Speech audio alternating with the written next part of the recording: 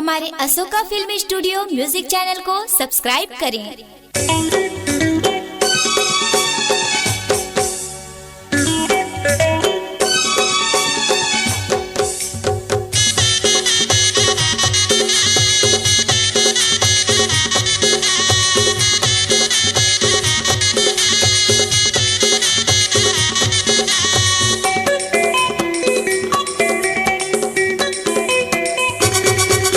गढ़ैया गढ़े है तोला रूप के रानी वो अभी जन सताना मोला हवो नदानी रे। गोरी बदन मा गाल गुलाबी कलिंदर जानी वो गोरी बदन मा गाल गुलाबी कलिंदर जानी वो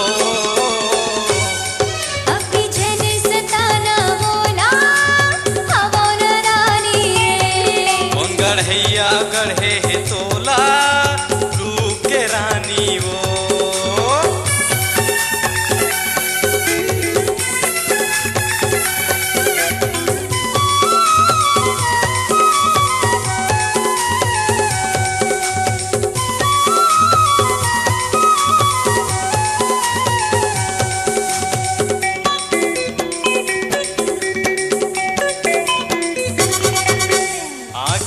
काजर होठ के लाली दिल मा चला थे छुरी आँखी के काजर होठ के लाली दिल मा चला थे छुरी कौन सा चमक गढ़े विधाता जैसे चांद चकोरी कौन सा चमक गढ़े विधाता जैसे चांद चकोरी गोरी बदन मा गाल गुलाबी कलिंदर जानी वो गोरी बदन मा गाल गुलाबी कलिंदर जानी वो अभी जन सताना मोला हवो नदानी रे। अभी जन सताना मोला हवो नदानी रे।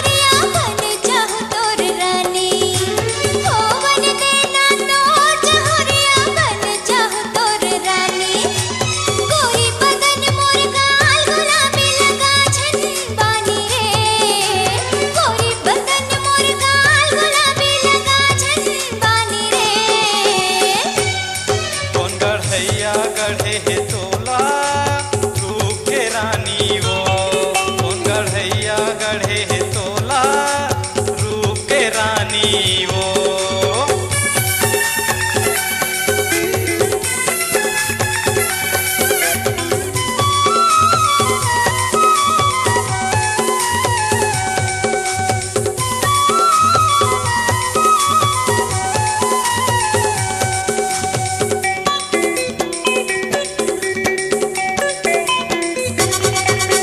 पतली कमरिया तिरछी नजरिया होठ व रसमलाई पतली कमरिया तिरछी नजरिया होठ व रसमलाई किस्मत वाले पाही तोला जेकर बनबे बाई किस्मत वाले पाही तोला जेकर बनबे बाई गोरी बदन मा गाल गुलाबी कलिंदर जानी वो गोरी बदन मा गाल गुलाबी कलिंदर जानी वो अभी जन सताना मोला हवो नदानी रे। अभी जन सताना मोला हवो नदानी रे। गोरी बदन मा गाल गुलाबी कलिंदर जानी वो गोरी बदन मा गाल गुलाबी कलिंदर जानी वो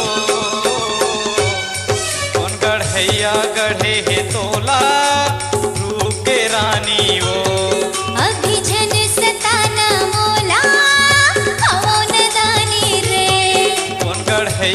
चढ़े है तोला रूप के रानी ओ। अभी झन सताना मोला कबो नदानी रे। Ashoka films audio and video recording studio Kawardha. Contact number 7389138468।